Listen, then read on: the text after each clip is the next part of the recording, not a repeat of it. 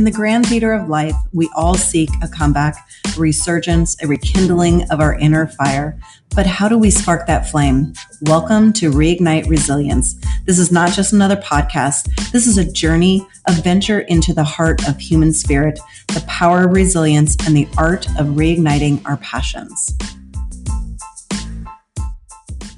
Welcome back to another episode of Reignite Resilience. I am your co-host, Natalie Davis, and I am so happy to be back with you all. Pam, how are you? I am fabulous. 2 days in a row, we get to interview incredible guests, which I love ending my day like this. It's just, we meet new people, we learn new things, and I just think it's beautiful. So I'm excited to be here. I am as well. I think you are spot on. Some weeks we have guest interviews that pretty much line our calendar. Other weeks we never see each other, you and I, that is. So this is one of those weeks where we get a lot, is it a big dose? We don't want to say dose. That makes it sound like it's not as positive. It's a big dose, but it's a good big dose because we taught a class today together, and we've got another class we're teaching tomorrow. So tomorrow, I know. 'Tis the season. It is the season. I love when people say, "Oh, it's the summer. Things are so much slower," and I'm like, "For whom?" That's so cute. Not us.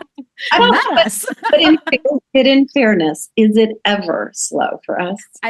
My calendar would argue that, so I'll just leave that as it is. And you know what? It's just the right pace for this season of my life. I love it. I love it. Oh my gosh. So as Pam mentioned, we have a guest.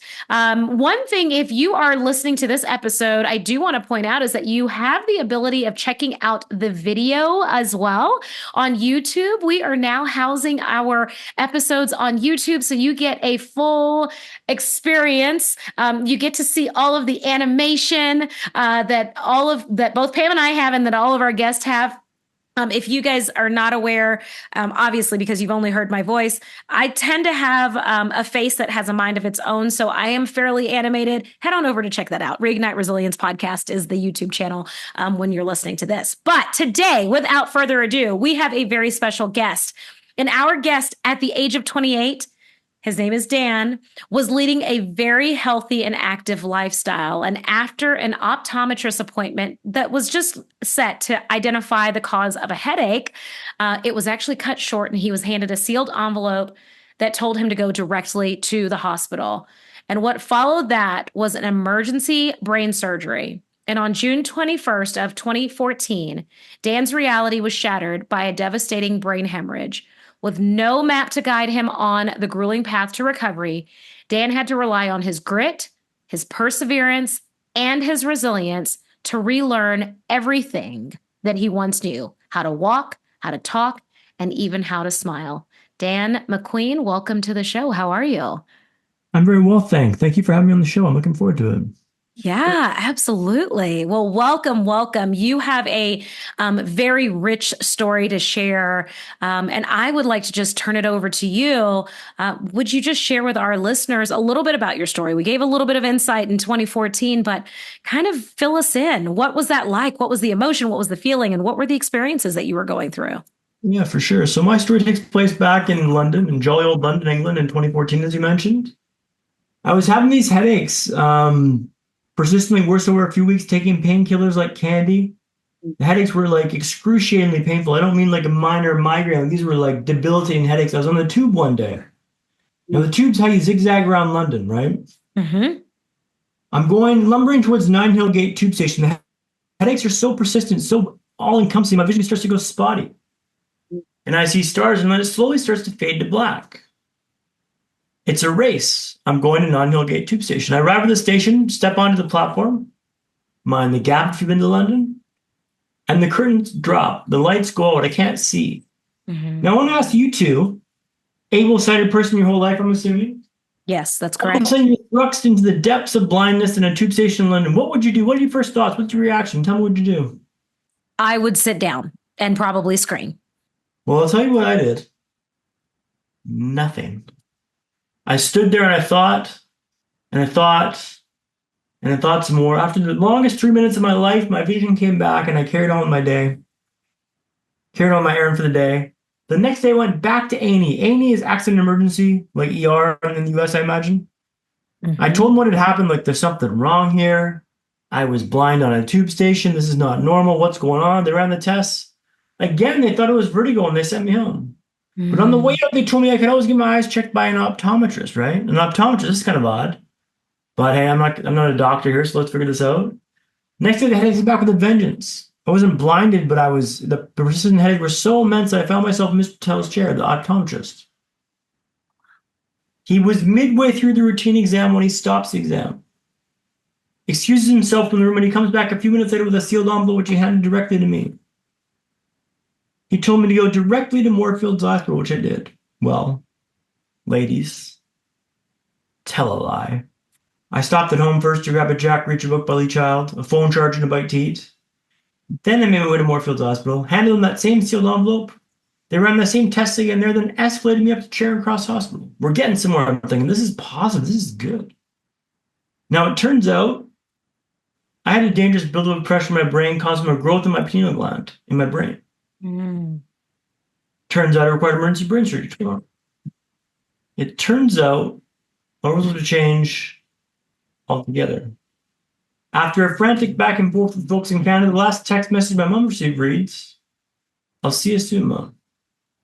Think I'll have a new haircut next time I see you. Love, Dan." Mom's in the air flying to London on June 21st, 2014. I'm on the operating table. Something goes horribly wrong, and I have a massive bleed in the brain, a brain hemorrhage. Then the cyst burst when they operated. Mom lands and finds them in critical condition. I was in a coma for 4 weeks. I wasn't in a consciousness for months after this. Things were dicey, touch and go.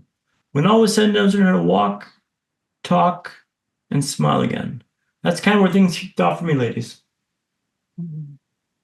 Wow. I mean, you really didn't have a moment to think or process or try to wrap your mind around what was going on. It was just event after event. Yeah, I messaged my boss at work being like, don't think I'll be on Monday. Like, kind of casual about it. And like, because presumably this should have been like a rather, I mean, as standard as a brain surgery can be. It should have been standard to take the cyst out and it would have been fine. Right. But I had a hemorrhage on the table, which caused this chaos. Yeah. I was put into a medically induced coma for 4 weeks and I didn't want to wake up from that coma. I was quite happy in the coma, apparently. But it went 0 to 60 in a matter of 8 hours. Healthy, active guy to all of a sudden I'm having brain surgery, to all of a sudden I'm in a coma, to all of a sudden my parents are being told, my mom landed in London, she was told, he may not make this. Wow. It looks dire. I had ice blankets above and below me to keep my core temperature down in the coma. Your temperature can't raise above a certain degree, otherwise you have brain damage. So these ice blankets above and below me to keep my core temperature down. So the violent shivering. Alarms constantly went off as blood pressure spiked or heart rate too high. I had a feeding tube to feed me in the coma, and I'd rip it out because I hated this thing going down my nose or down my throat, through my nose. And I'd just rip it out. And I had to put these mitts on me so I couldn't rip it out. And I'd work on these mitts for days to get them free and then rip it out for like a moment of relief. And then put the tube back down and then if the x-ray made to make sure it was in my stomach and my lungs. So I lost about 40 pounds. I'm not a big guy to begin with, so like I was down to nothing, skin and bone. And, woke up from the coma 4 weeks later, my mom, dad, and brother around the bed. And I'm trying to talk, but I can't talk because the tracheotomy had fried my vocal cords. And I pointed at my brother and go, "You, give me a pen and paper. Get me out of here." And I show it to Cam and I go, "You, make it happen." Little did I know I'd be in the hospital for months after this, so I'm pretty glad it didn't break me out. But I was worried that this was going to be covered by medical. I was a Canadian in London, but under an Austrian passport, so European, when London was still part of the EU. So luckily it was covered by the medical system because this would have been a big bill, I think. Yeah. And so coming out of a coma, this is the thing that is top of mind, is one, you want to get out, and two, who's paying for this? Well, I just thought, this does not look good. Why are my parents all here? Yes. My family all here. Like, what's going on? Let's get the hell out of here. Yeah. I hooked up to tubes and hoses. My one eye's wonky as hell. I can't walk. My leg had frozen at an angle in the coma. My leg was atrophied. So I was not dead to rights, but I wasn't far off. I couldn't talk, right? So the way the nurse got me talking again was she took me down to the park. She sat me from the front of these kids playing football or soccer across the park, and she goes, "Dan, Those kids across the park, they don't think you're good enough to talk. They don't think you're good enough to talk, Dan. And I found out pretty quickly that that's a trigger for me, being told I'm not good enough to do something. So I yelled some profanities across the park. I'll spare you and your listeners, but I found my voice pretty quick. But she knew what button to hit, and she hammered it. And I'm so grateful for that bold call, because that ignited this fire in me. Like, I realized that, like, that's a big part of my motivation. I talk a lot of my talks. I'm a speaker now, and I talk a lot of my talks about motivation and where that comes from. And don't try to judge the motivation you get. Whatever wave comes, ride that wave, because the next wave may not be for a while. Mm-hmm. Ride the wave that comes, and then try to pivot afterwards. Proving you wrong was a big part of my vibe, and like, it still is. I'm not going to lie to you, but I'm trying to transition that now to service, lend a hand. Your success is my success. I'll now cheer on your podcast for the years going forwards. Your success is my success. Yeah. But don't judge the motivation. And then I'm in a wheelchair, right? So I did in the wheelchair in 45 minutes, then took 40, then 35, then 30. This was difficult, arduous. Every bone in my body, every muscle ached and craved as I stood up and moved. I couldn't do anything. I remember being wheeled to the shower in the hospital and then in the wheelchair, and being hosed down in the wheelchair, and then going back to my bed and like transitioning back to bed. That took half an hour to do that as well. It's like everything is just arduous, difficult. I had to wear a splint over my left leg to help me walk again. A splint's like a cast you wear. My leg had atrophied in the coma. So the first night I wore the splint through the night, no issue, no stress. This will be easy, I thought. This will be easy. Hinting that's not going to be easy.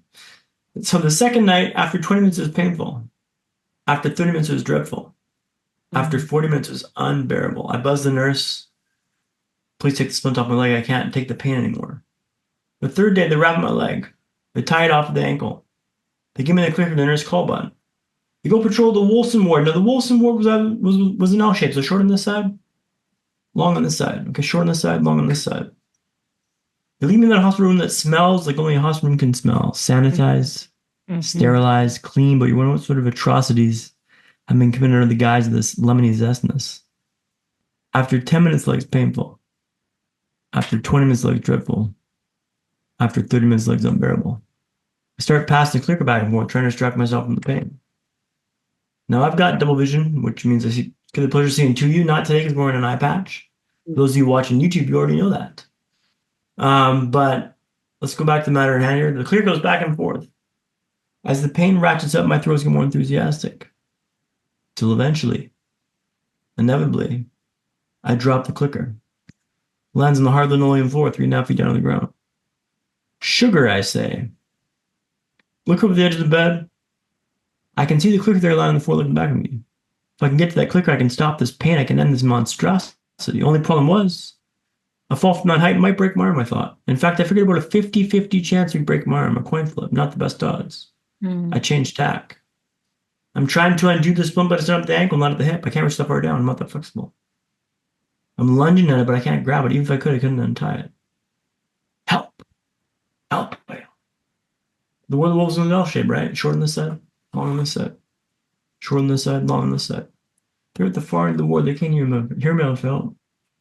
Simon flipped the coin, drop down and grab the clicker.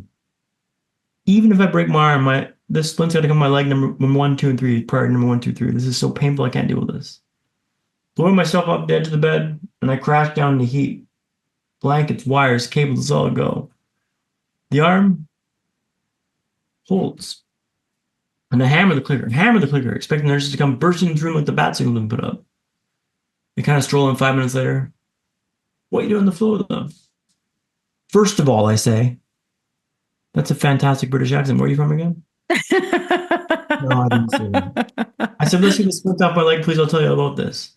It's not what happens, see, but how you respond to the matters, right? The reason why I'm telling this story is to learn 3 lessons from this experience. The first being, pretty self-evidently, let's not pass the clicker back and forth anymore. That's a bad idea. That leads to problems. The second one is let's tie the splint off at the hip, not the ankle. That way I can undo the shit that's happened going forwards. Yeah. And the third lesson was probably most profound. Let's always be solutions-oriented for this going forwards. When things go sideways in life, which they will, how do you resolve your issue then and there? And then backtrack as to why it happened. But focus on the solution first. That clicker was my lifeline. That was my everything.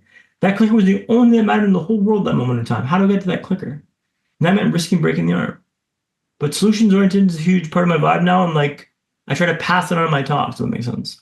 Yeah. Yeah. So maintaining that focus on the solution. And so you had to get the staff on board, having that conversation with them. Like, don't put me in this position again. Can we figure the solutions out first and then go down to the long end of the hallway? Well, I made the own. It was my fault to drop the clicker, right? It was on me. Right. That's my fault. So like, don't pass the clicker back and forth. One, tie the splint off at the hip, not on the ankle, so I can then tie it should this happen going forwards. I can be responsible for my own saving. And the third was like, always focus on the solution first. Yeah. I want to share one more story before we dive into questions. But walking in Tooting Broadway. So have you ladies been to London, England? Yes. Have you been to Tooting Broadway? No. All right. Well, let me set the scene for you. Tooting Broadway is an area in South London, okay? Area they call up and coming, which means loud sirens, drugs, gangs. It's dirty, it's hectic, and boys are busy. I'm walking with a cane, I'm walking with an eye patch. After 4 months in a wheelchair, I'm literally Bambi on ice. I turn the corner to walk on the high street for the first time, immediately get slammed into by someone. I stagger back a few feet. Someone scurries past me on the right-hand side. I thought I was done with the rats. Someone had been stabbed on the sidewalk over here. I'm thinking, this is a pretty wild place to learn to walk. After a few days of this, I was thinking, this is the worst place to learn to walk in the world. Can't they see I'm trying to walk here? Can't they see I'm trying here? And then one day my perspective shifted. Maybe this isn't the worst place to learn to walk in the world. Maybe this is the best. If I can walk here, I can walk anywhere. The Tooting Broadway didn't change, right? Yeah. We went from the worst to the best in my mind, and my mood reflected that. What are you looking at in your life you're convinced is the worst? Convinced it's the absolute worst. Hey, maybe it is. Maybe you can find a way to turn down the suck a little bit, shift that perspective a little bit. Iron Mike Tyson famously said, everyone's got a plan until they get punched in the mouth. Now, your punch may not be a brain hemorrhage, right? Facts. It will be a job loss, a breakup, a diagnosis for you or a loved one. You will take that punch in the mouth. How do you respond? I'm offering a compass here, not a map, but a compass. It always points towards true north. Look at things like mindset, perspective, and hacks. Hacks that allow you and your team to be better than yesterday, tomorrow. My name is Dan McQueen. And the reason why I told you that story about learning to walk in Tooting Broadway is when you change the way you look at the world like it changes. And you don't need a brain hemorrhage to understand that. Yeah. Some lessons from Tooting Broadway. Oh my goodness. That's huge. And you utilize that hashtag better than yesterday. And you maintain and focus, helping others utilize that to achieve their goals. Tell us a little bit about where that came from, the better than yesterday. Where did that originate, and how do you incorporate that when you're working with individuals or when you're just speaking to people? Everything in life is better than yesterday. My life now is better than yesterday. I'm trying to improve it and streamline and learn from my mistakes. So on this podcast a while ago for gaming, like I don't know how I got connected with it, but I was on a gaming. I'm not a gamer. Let's leave it at that. Last game I played was Mario Kart 64. The guy asked me, he's like, "What do you play?" I'm like, Mario Kart 64. We'll talk about that. Yeah. Cool. So life's Mario Kart 64, right? You're going around laps. First lap, you hit the obstacle in the left-hand turn on the second turn. Second lap, you hit the same obstacle. Third lap, you know that obstacle's there. You got to drive around this thing, man. You got to adapt. You got to be better than yesterday. You got to improve your lot. Learn from your mistakes. If you keep failing at the same mistake, I can't help you. But if you're willing to try and improve your lot, I got time for you. Everything in life is better than yesterday. How do you improve your lot? How do you make things better than they were? And I embody this ethos every day. I wake up with intention. I with the brain injury now, I've got, I'm not out of the woods. It's been 10 years since the brain injury, like this past summer. I still suffer from fatigue, double vision. Like, I'm a bit impulsive, I'm a bit direct, I've got quirks, And if I don't follow a regimented routine to build myself up for the day and rest and recuperate, I'm not as good as I could be. And only by failing do I realize that I can be better if I take naps, if I take breaks, if I pace myself, if I'm not trying to push myself all the time. I got to respond to my new parameters, my new battery, so to speak. I've got a Whoop strap, which is, I don't know if you've heard of this, but it tracks your rest, recovery, and strain. And I swear by this thing because I look at my rest and recovery in the day and see how I'm geared up. Can I take on strain today? Can I be exercising to be straining my body, or do I need to rest today and recover? And I'm pretty good at judging this and kind of building my day around what my body needs and requires.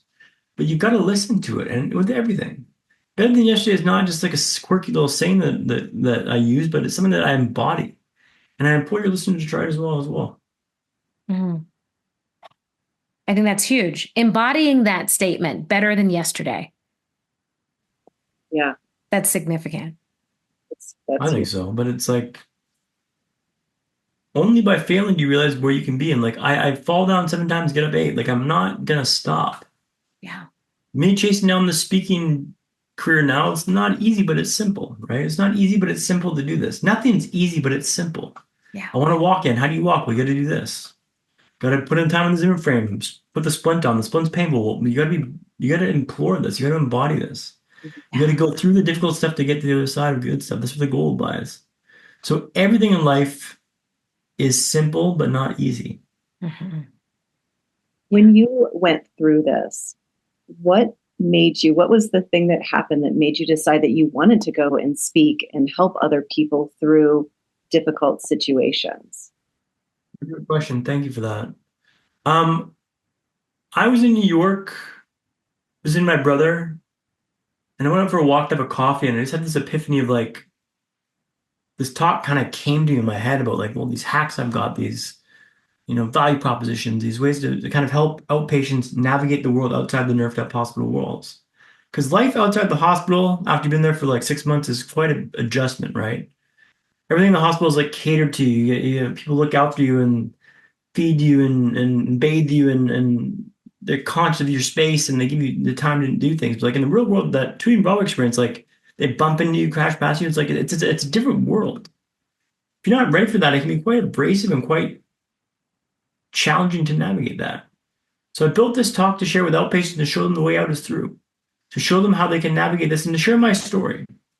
Now I share my story not to get the attaboys of like, look what I've been through, look how great I am. Ladies, there's probably a bit of that in their story for sure. I'm not perfect. But it's more so you can see like, look what he's done. Why can't I do this? Mm-hmm. I did these tests last year at Health Tech Kanaka Brain Injury Clinic in Surrey, BC, Canada. Well, I gave a keynote for actually a few months ago as well, so shout out to them. But they ran these tests, brain scans. They put this cap on your head. They inject you with this fluid, and they ask these questions like cucumber, dog, car, microphone, and they check the synapses fire, and if it's like associating the images and memories, or if it's normal or not. The results came back as average, right? Average. And which is pretty good. 2 brain injuries and like average is not bad. But I read this as shockingly average. I'm shockingly average. But the more I thought about it, the more I realized that's good because that means I'm no better or smarter than you. I'm just chosen to go forwards. I've just chosen to lean in his toes over the nose of my board and ride this wave down. I played one more story and then I'll let you guys ask some questions. Sorry. I played Monopoly a little while ago with my family last year or 2 years ago in Gibson's. And I was a bit cheeky. I looked at the rules of Monopoly or like the best strategies for winning Monopoly, right? And I read like, avoid the utilities, avoid the railroads, avoid like the high-end ticket items. Focus on getting a Monopoly. Save your money for Monopoly. I'm going around the board. Land on the utility. Do you want this utility down? No, thanks. I'm okay. Land on like the railroads. Do you want this? No, thanks. Land on Park Place, like the swishest location on the whole bloody map. Do you want this, Dad? No. Dad, do you know how to play Monopoly? Yeah, I do. I got a Monopoly on like Marvin Gardens, the yellow ones, the first row of Monopoly. Mm-hmm. And I put all my money into houses and motels and that. You land on that spot, that's $1,200. You're bankrupt.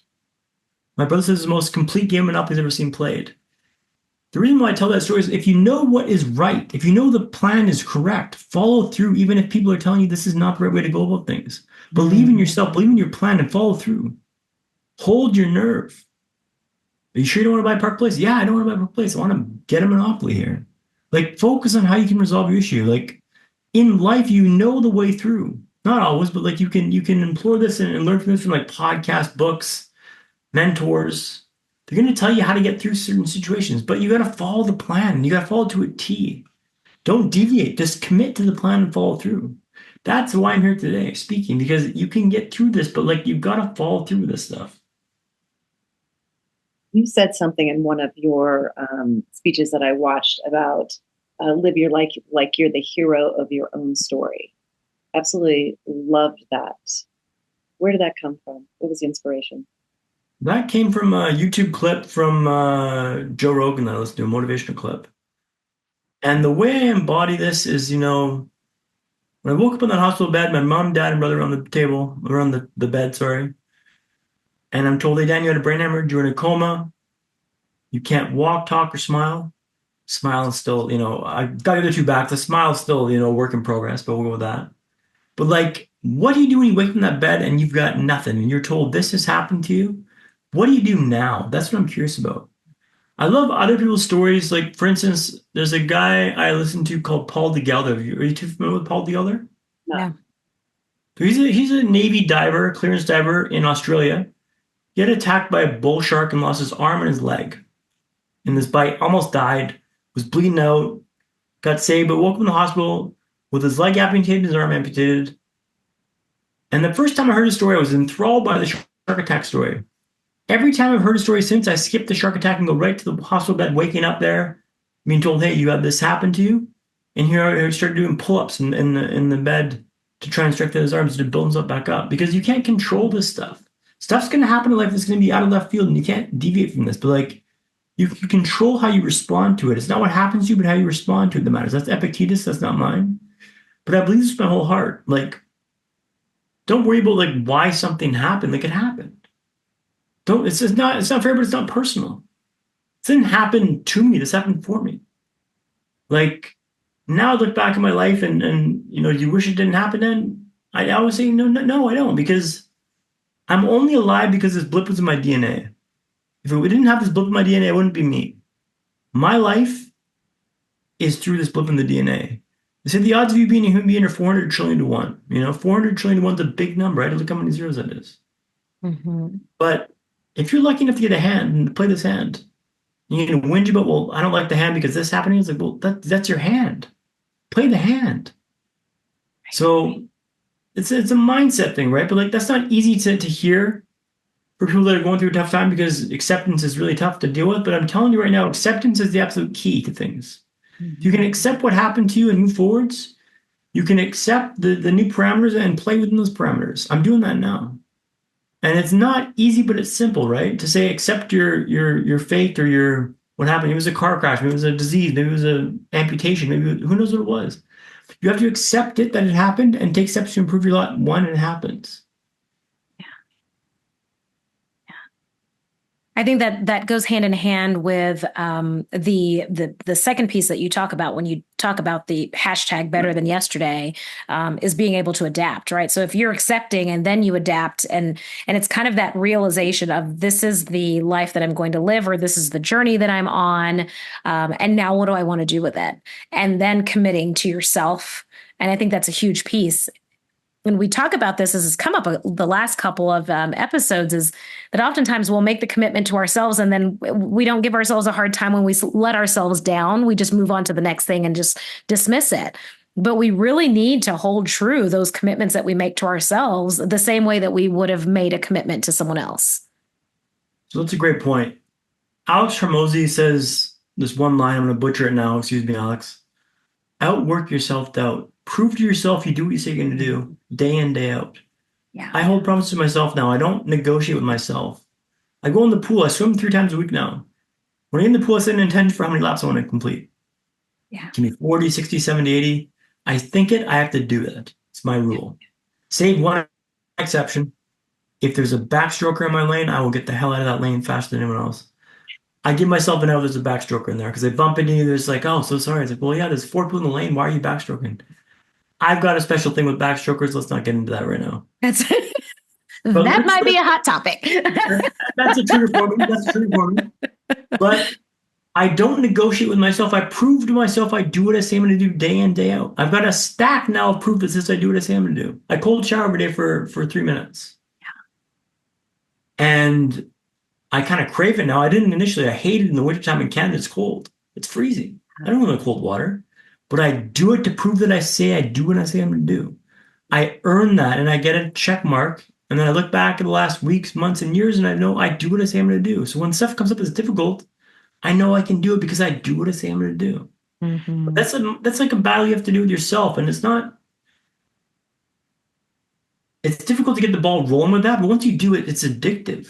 Like I crave that cold shower now. The hit of dopamine, like, they say it's the equivalent of like a tab of ecstasy or like a bump of yayo, but like allegedly, let's say that right now. Perfect. Yes. It's a craving that I have for like improving my life and getting that jolt of like get up and go. Yeah. But I've earned that through tireless time in, time out, doing what I say I'm going to do. And that takes time to prove that out. But you start with a small, simple task once, then twice, then 3 times, then 4 times, then 10 times, and 20 times. I used to live in this place in London called Haringey Ladder. This grid system of houses that live in this block structure. I go for a walk for 1 block one morning and listen to my podcast or my audiobook. Next week I do 2 blocks, then 3 blocks, then 4 blocks. Before you know it, I've got an undeniable stack of proof that I do what I say I'm going to do. And I've got this for weeks, months, and years of doing this. But like, don't negotiate with yourself. If you say you're going to do it. Like, keep promises to yourself. Because that's the only thing that matters. I can look myself in the mirror now every day and be like, you did what you say you're going to do. And that's like, I don't seem like some hardo, like you got to do what you say you're going to do. But like, that's the way forward. And I believe it with my whole heart. And that's why I speak now, because I want to show you what you can navigate through. Like, look at my story. Look what I've been through. Yeah. And I'm telling you, this is what I've learned. Like meditation. I used to meditate for 2 minutes in the morning, then 4. The next week, then 6, then 8, then 10, then 12, then 14, then 16, then 18, then 20, then 22, then 24. I ratcheted this up to a point where I can do this day in, day out without even thinking about it. But by proving to myself that I do what I say I'm going to do, I can build this evidence, this locker that I can show you. Thank you for joining us on today's episode of Reignite Resilience. We hope that you had amazing ahas and takeaways. Remember to subscribe on your favorite streaming platform, like it, and download the upcoming episodes. And if you know anyone in your life that is looking to continue to ignite their resilience, share it with them. We look forward to seeing you on our future episodes. And until then, continue to reignite that fire within your hearts.